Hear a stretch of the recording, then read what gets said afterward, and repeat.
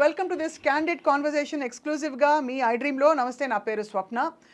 Cinema తెరపై ఈ మధ్య కాలంలో ముఖ్యంగా విలన్ హీరో కంటే పవర్ఫుల్ అన్న మాట ఒప్పుకోవాల్సిందే. ఎందుకంటే పవర్ఫుల్ విలన్ ఉన్నప్పుడే హీరో క్యారెక్టర్ ఎలివేట్ అవుతుంది.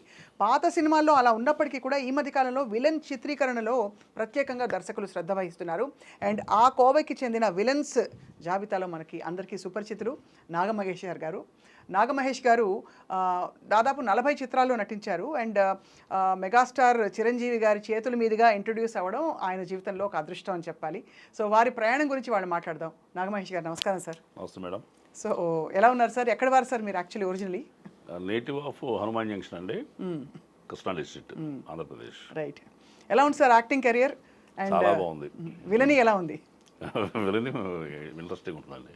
మామూలుగా విలన్లు అందరూ మంచి వాళ్ళని విన్నాను. అంటే అలానే హీరోలు మంచివారు కారణం కాదు, విలన్లు మంచి మనసున్న వ్యక్తులు ఉంటారని చెప్పి అంటారు. కరెక్ట్. నా విషయంలో కూడా అది రుజువు అవుతుంది. Right sir. ఈ గత కొన్ని రోజుల్లో చేసిన, అంటే కొన్నేళ్లలో మీరు చేసిన సినిమాల్లో మీకు బాగా మీరు పవర్ఫుల్ అని ఫీల్ అయిన క్యారెక్టర్? పవర్ఫుల్ అని ఫీల్ అయింది అఖండ. చాలా మంచి పేరు తెచ్చిపెట్టిందండి. చాలా మంచి పేరు తెచ్చిపెట్టింది. అఖండ సినిమా చాలా బాగుంది సార్, అద్భుతమైన సినిమా. అసలు ఆ పవర్స్ ఇది నాకు ఆ ఫస్ట్ హాఫ్లో హీరో గారు అరెస్ట్ అయిపోయి జైలుకి వెళ్ళటం, ఆ సీన్లో ఎలాగా ఇంటెన్సిటీ, ఆ పాపలు అలా బతికించాలనేది, ఆ సీను ఆ ఫ్యామిలీని కాపాడే ప్రయత్నంలో చనిపోవటం, అది చాలా మంచి పేరు తెచ్చిపెట్టింది. చాలా ఎమోషనల్ సీన్ అది వచ్చిందండి. ఇంకా పవర్ఫుల్ రోల్ అంటే జాంబిరెడ్డిలో మెయిన్ విలన్గా చేయటం, అవి ఉప్పిన మంచి వేషాలు అనేవి. రంగస్థలం అల్టిమేట్. రంగస్థలం సమంత తండ్రిగా అది చాలా, ఆ సినిమా కూడా చాలా అద్భుతం సార్. సుకుమార్ గారి దర్శకత్వం ఒక కొత్త స్కూల్ అనిపిస్తుంది. అవును సార్. చిరంజీవి గారితో మీ పరిచయం అసలు ఎలా ఏర్పడింది సార్? ఎలా అంటే, నేను చిరంజీవి గారికి వీరాభిమాని అండి. ఆయన ప్రజారాజ్యం పార్టీ పెట్టినప్పుడు మీరు పాంఫ్లెట్లు వేశారు, అది తెలుసు, అది కొంత తెలుసు. అక్కడి నుంచే పరిచయం. అదే పరిచయం. అది నన్ను చిరంజీవి గారిని పరిచయం చేసింది. పార్టీ కావాల్సిన కంటెంట్, ఇన్ఫర్మేషన్ అంతా కూడా ఇస్తుండేవాడిని బిహైండ్ ద స్క్రీన్. ఆ పరిచయం ఒక 5-6 ఏళ్ళ పాటు ఆయనతో నేను కొనసాగాను. ఎప్పుడు మన అవసరం ఉందంటే అప్పుడు పిలిచేవాళ్ళు ఆఫీస్ నుంచి, నేను వెళ్ళేవాడిని. అలాంటి పరిచయం వల్ల చిన్న ఆయనతో సీన్లో చేయాలి అని, సీరియస్గా నేను యాక్టర్ అవ్వాలని లేదు. అంటే ఒకప్పుడు ట్రై చేశాను, వదిలేసాను, రియల్ ఎస్టేట్ బిజినెస్ ఉండిపోయాను కొంతకాలం. సరదాగా ఆ సినిమా మరి కంబ్యాక్ మూవీ కదా, ఆ సినిమాలో ఆయనతో పాటు ఒక ఫ్రేమ్లో ఉన్న చాలని ఇది అడగడం జరిగింది. మీరే అడిగారు? ఓకే. వెళ్ళి అడిగాను. అడిగితే ఆయన చాలా పెద్ద మనసుతోటి, నాకు రాసిపెట్టింది జీవితం, ఆయన ఆవేశం. ఎందుకంటే నేను రైటర్గా ఎంత సమర్థుడో చిరంజీవి గారికి తెలుసు, కానీ యాక్టర్గా అసలు తెలియదు ఆయనకి. అవును. కానీ ఆ సీన్లో పర్టికులర్గా ఒక 500 మంది జూనియర్ ఆర్టిస్టుల మధ్యన సోలో సీను, చిరంజీవి గారితో కాంబినేషను, ఆయన మ్యాన్ హ్యాండిల్ చేసే సీను, ఆయన యాక్సెప్ట్ చేయటం అనేది, ఆయన ఇప్పించడం అనేది, ఆయన ఇవ్వడం అనేది చాలా చిన్న పాత్ర అడిగితే ఆయన అక్షర పాత్ర ఇచ్చారు. సో ఇక్కడ చిరంజీవి గారితో మీ ప్రయాణం గురించి చెప్పండి. అంటే మీరు సరే పాంఫ్లెట్లు రాశారు, ఆయనకి అవన్నీ చేయడం పార్టీ కోసం ఓకే, బట్ ఏమి నచ్చి చిరంజీవి గారికి? అఫ్కోర్స్ మెగాస్టార్ అనగానే అందరికీ ఇష్టమైన వ్యక్తి, బట్ మీరు ప్రత్యేకంగా గమనించిన గుణగణాలు ఆయనలో? యాక్టర్గా ఆయన ఎప్పుడు ఆరాధించాము, అభిమానించాము. ఆయన దగ్గరికి వెళ్ళిన కొద్దీ కూడా నేను ఆయన అంటే చాలా గౌరవం, రెస్పెక్టు, అందరిని సమానంగా చూడటం కానివ్వండి, అభిమానించడం కానివ్వండి, ఆదరించడం, అవన్నీ దగ్గరికి చూశాను నేను. చూసి ఆయన దూరంగా ఉన్నప్పుడు అభిమానించాను తెర మీద, దగ్గరికి వెళ్ళిన తర్వాత కూడా నాకు ఆయన మీద గౌరవం ఇంకా పెరిగింది. ఆ రకంగా ఒక 5-6 ఏళ్ళ పాటు, అంటే ప్రతిరోజు కాదు కానీ ఎప్పుడు అవసరం ఉంటే అప్పుడు నేను వెళ్తుండేవాళ్ళని, కలుస్తూ ఉండేవాళ్ళం. అంతకు పూర్వం మీరు ఏం చేసేవారు సార్? రియల్ ఎస్టేట్లోనే ఉన్నారు. కానీ అప్పుడు అంటే అసలు మీరు ఒక రచయితగా పాంఫ్లెట్లు రాయొచ్చు అనే ఈ విషయం మీరు ఎలా తెలుసుకున్నారు మీ గురించి? అంటే పార్టీకి అందరూ మంది మార్పులంతో వచ్చేవాళ్ళు. నేను అలాంటి అసలు పార్టీ రాజకీయాలు ఇంట్రెస్ట్ లేని వాడిని. రైట్. బట్ ఆయనకి ఏదో రకంగా సహాయం, నా వంతు సహాయం చేయాలని, రాముల వారు వారధి కడుతుంటే ఉడత సహాయం చేసినట్టుగా నేను ఏదో చేయాలి, మరి ఏం చేయగలను అంటే, నేను అప్పటికే 15 కథలు నేను రాసిన స్వాతిలో వచ్చినాయి. స్వాతి వారపత్రికల్లో, మాసపత్రికలు వచ్చినాయండి. రచన ఒకటి ఉంది కదా మన దగ్గర, దీంతో ఏమైనా చేయగలుగుతాం ఆయనకి అంటే, కొత్తగా ఏం చేయగలుగుతామని తెగ ఆలోచిస్తే మంచి మార్గం దొరికింది. అదేంటంటే, ఇటు సాక్షి పేపరు, టీడీపీ వాళ్ళ మీద ఇష్యూస్, ఈ ఈనాడు జ్యోతిలు రాజశేఖర రెడ్డి గారి మీద వీటి గురించి రాసేవాళ్ళు. ఈ 2 పేపర్స్ చదివి 2 పార్టీలు కాదు మధ్యలో ప్రజారాజ్యం పార్టీ వస్తే బాగుపడతాం అనేది బాడీ లైన్ తీసుకుని నేను పొయిటిక్గా పోయిటరీ వెళ్ళి చెప్పా, ఏదో స్పీచ్ ప్రోజులా కాకుండా. ఏమైనా గుర్తున్నాయి 1-2 లైన్లు మీ పవర్ఫుల్ లైన్స్ మీరు రాసినవి? ఆ మధ్య ప్రేమే సేవే మార్గమా ప్రేమే ధ్యేయం అలాంటిది ఏదో ఒక లైన్ ఉండేది అప్పుడు. అవును, పిఆర్పి వచ్చినప్పుడు ట్యాగ్ లైన్ ఉండేది కదా. అవును. వాటిలో మీరు రాసినవి అలాంటివి ఏమైనా ఉన్నాయా మీరు రాసినవి?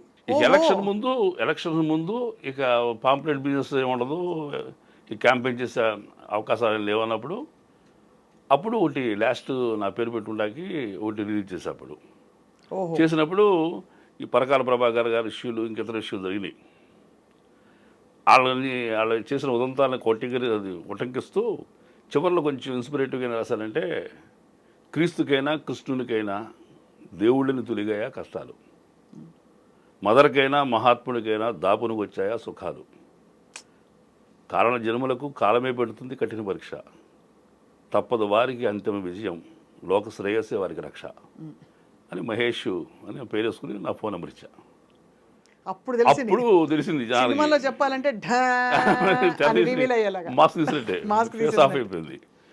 అప్పుడు పార్టీ ఆఫీస్ నుంచి ఫోన్ వస్తుంటే ఈ ఫోన్లు కాదు అన్నోన్ నెంబర్స్ అవసరం, స్వప్న గారు ఫోన్ చేస్తే ఎత్తుదాం, అది సుధాకర్ గారు ఫోన్ చేసి ఎత్తుదాం పెట్టుకున్నా. పెద్దవాళ్ళు ఎవరైతే చిరంజీవి గారితో యాక్సెస్ ఉన్న వ్యక్తులు అట్లా ఒక పెద్ద ఆయన ఫోన్ చేశాడు, అయ్యా సత్యాగ్రహి గారు 6 నెలల నుంచి మీరు అజ్ఞాతంగా ఉండి ఎంతో సేవ చేశారో దర్శన భాగ్యం కలగజేస్తారా అన్నాడు. వెళితే ఏం సార్ ఫోన్ ఇస్తారంటే నేనేం చేయలేదు మహేష్ నీకు అన్నాడు. మీది కాదండి నెంబర్ కొట్టా, వస్తున్నా అని చెప్పాను కొంచెం వాయిస్ మార్చి. నన్ను గుర్తుపడతాడు ఎవరన్నా గుర్తుపట్టలా. మహేష్ అంటున్నాడు ఆ పేరుంది, నేనే ఎక్స్పెక్టేషన్ లేదు ఆయనకి. కొట్టగానే ఆయన ఫోన్ నెంబర్ ఏం ఫీడ్ చేస్తున్నాడు, సత్యాగ్రహి ఫీడ్ చేస్తున్నాడు. మహేష్ పెట్టుకోవాలా, సత్యాగ్రహి పెట్టుకున్నాడు. ఎప్పుడైతే నేనే తెలిసిందో ఒక పెద్ద ఆయన బసవరాజ శ్రీనివాస్ గారని మన ఆయన సినిమా కూడా తీస్తారు, ఆయన డ్రింకర్ సాయి, ఆయన చేపట్టుకుని గౌరవ చిరంజీవి గారి గదిలో తీసుకెళ్ళారు. సార్ ఇతనే సత్యాగ్రహి అంటే ఎంత ఎమోషన్ తీసుకెళ్ళాడంటే మన ఆఫీసర్ జైలు కొట్టేస్తుంది ఈడే అన్నట్టు తీసుకెళ్ళాడు. అంత ఎమోషన్ తీసుకెళ్ళాడండి. అంటే వాళ్ళందరూ ఎవడు గుర్తుపట్టలేకపోతున్నారు. నేను కారులో ఉండి ఒక ఒంటరిగా వెళ్తే కూరండి బాబు ఒకసారి కొంచెం లోపల పెట్టి అని తీసుకెళ్ళి ఇచ్చేవాడు. నేను వెళ్ళాడు కాదు, నేను తీసుకెళ్ళాడు కాదు, నాకు వచ్చిన కుర్రవాళ్ళు తీసుకెళ్ళాడు కాదు. ఒక పోగల తర్వాత వెళ్ళాడు ఆఫీస్కి. అప్పటికి ఈ పాంప్లెట్స్ అందరి చేతుల్లో చదువుతూ ఉండేవాళ్ళం. అలా 6 నెలల పాటు అజ్ఞాతంగా అక్కడే ఉండి గ్రహిస్తూ వాళ్ళ ఎమోషన్ ఆనందాన్ని సేకరిస్తూ అప్పుడు చిరంజీవి గారికి డైరెక్ట్గా ఒక రైటరు నేను అంటే నా మొహం తెలుసు ఆయనకి. నన్ను చూడగానే అడిగారు, మీరు రెగ్యులర్ ఆఫీస్కి వస్తాను కదా అని. వస్తున్నాను సార్ అన్న. మరి ఇప్పుడు గదిలో రాలేదేంటి అన్నాడు ఆయన. మీతో నా పని ఏంటి సార్ అన్న. నిజంగా ఆయన నన్ను గుర్తించాలని నేను ప్రయత్నం చేయలే, గుర్తించబడాలని తాపత్రపడాల. సేవ చేయాలనుకున్నాం, చేసాం. ప్రతిఫలాపేక్ష లేదు కాబట్టి గుర్తింపు వచ్చింది. ఆ గుర్తింపు వచ్చిన తర్వాత చేసిన సేవ కూడా ప్రతిఫలాపేక్ష లేదు నా దగ్గర నుంచి. ఆయన ఒక ఆయాచిత వరం నాకు అందించాడు. ఆయన అదే 2016లో ఖైదీ నెంబర్ 150లో ఆయన కంబ్యాక్ ఫిల్మ్ అందరూ యాంటిసిపేట్ చేసిన సినిమా. అందులో మీకు ఒక గొప్ప సీన్ పడింది. అక్కడి నుంచి దాదాపు ఒక కొత్త లైఫ్ మొదలైంది మీకు. అంతే అయితే నేను అసలు సీరియస్ డెసిషన్ కానీ సీరియస్ ఇంట్రెస్ట్తో కానీ రాలేదు. ఆ సినిమా సక్సెస్ అయ్యి నా పాత్ర చాలా బాగుందన్న తర్వాత కూడా నేను సీరియస్గా సినిమా వైపు చూడాల. సుకుమార్ గారి ఆఫీస్ నుంచి January 12th ఇప్పుడు రిలీజ్ అయిందండి. February 1st వీక్లో నాకు సుకుమార్ గారి ఆఫీస్ నుంచి ఫోన్ వచ్చింది, ఈ సమంత వాళ్ళ ఫాదర్ గారు రంగస్థలానికి. ఏమనిపించింది అప్పుడు అసలు? అంటే ఇంకా ప్రాపర్గా మీరు మంచి యాక్టర్గా స్థిరపడిపోతున్నారని అర్థమైంది. అంటే ఎప్పుడైతే ఆయన నుంచి పిలుపు వచ్చిందో ఆయన కూడా ఒక అరగంట సేపు చిన్న ఇంటర్వ్యూలో ఆయనకి క్యూరియాసిటీ పాయింట్ ఏంటంటే సుకుమార్ గారికి ఇతను కొత్త మొహం, తమిళోడా మలయాళండా అనుకున్నాడు సినిమా చూసి. కాదు తెలుగు కూడా అయ్యేసరికి అసలు ఎలా ఇచ్చారు వేషం, ఏ ఇన్ఫ్లుయెన్స్ అతనికి, ఈ వేషం ఒకటే కారణం ఏంటి, ఆ క్యూరియాసిటీ ఉంది ఆయనకి. ఆయన ప్రశ్నలో ఉంది. మీరు ఎవరంటే ఎక్కడా అని అడిగారు మీలాగని ఫస్ట్. నెక్స్ట్ చెప్తుంటే అన్నిటికీ మీరు ఖైదీ నెంబర్ 150 చేశారు కదా, డైరెక్టర్ గారు పరిచయం అని అడిగాడు ఆయన. ఆ డైరెక్టర్ పరిచయం అయితే నా వేషం ఇస్తారని. కాదు సార్ చిరంజీవి గారు పరిచయం అన్న. చిరంజీవి గారా, ఆయన పరిచయం మీకు అడిగి ప్రస్తావన చెప్పా. ఇలా ఎప్పుడైతే ఇవన్నీ నేను రైటర్నని, స్వాతికి రాశానని, చిరంజీవి గారితో ట్రావెల్ చేశానని ఇవన్నీ తెలిసినాయో ఆయనకి మంచి వేషం ఇవ్వాలని అనిపించి రంగస్థలంలో సమంత పాలన చేశారు. ముందు యాక్చువల్ నన్ను పిలిచింది కూడా ఇన్స్పెక్టర్ వేషానికి. రామ్ చరణ్ గారిని స్టేషన్లో కొడతాడు ఇన్స్పెక్టర్. ఒకటే సీను, అటు తండ్రిని మ్యాన్ హ్యాండిల్ చేసి కొడుకుని మ్యాన్ హ్యాండిల్ చేసిన పోలీసులు ఈడే అని చెప్పి నాకు మొదలెద్దామని ఆయన ప్రయత్నం ఉంది. ఈ విషయాలు తెలిసేసరికి ఎక్స్ట్రా క్యాలిక్యులర్ యాక్టివిటీస్ ఆయన కొంచెం గౌరవంతో మంచి ఆఫర్ ఇచ్చారని. ఇక మళ్ళీ నేను జీవితం నాకు తిరిగి చూడాల.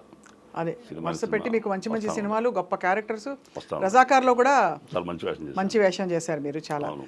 సో మీ యాక్టింగ్ ప్రయాణంలో సార్ ఇప్పుడు దాదాపు అందరూ పెద్ద హీరోలతో నటించారు మీరు. అఖండ బాలకృష్ణ గారు, చిరంజీవి గారు అయింది, రామ్ చరణ్ గారు అయింది, ఇంకా దాదాపు 40 సినిమాలు అంటే ఈ టైంలో చాలా ఎక్కువ.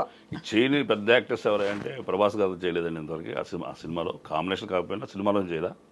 అల్లు అర్జున్ గారి సినిమా చేయలే. జూనియర్ ఎన్టీఆర్ గారి చిన్న వేషం పెట్టి అరవింద సమేత చేశా. మహేష్ బాబు గారి మహర్షి చేశాను.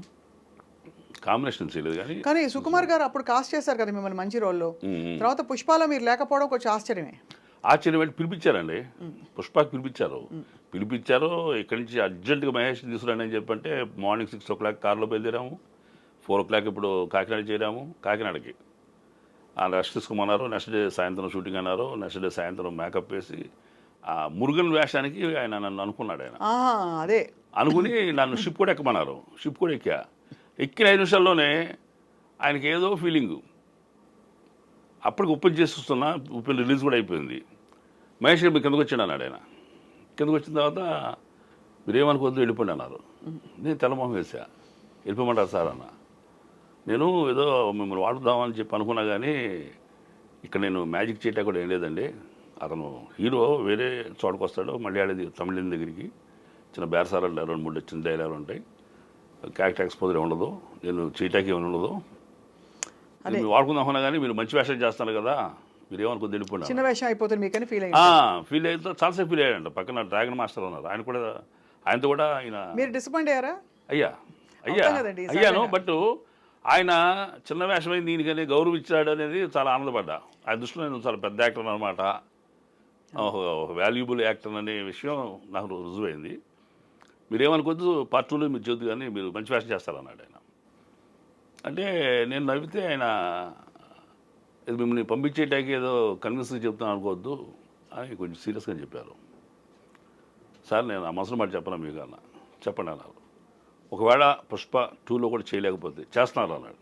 చెప్పను సార్, చేయలేకపోతే అరే మన మహేష్కి మనం ఇవ్వలేకపోయామే అని మీరు ఫీల్ అవుతారని నేను నమ్ముతాను అన్న.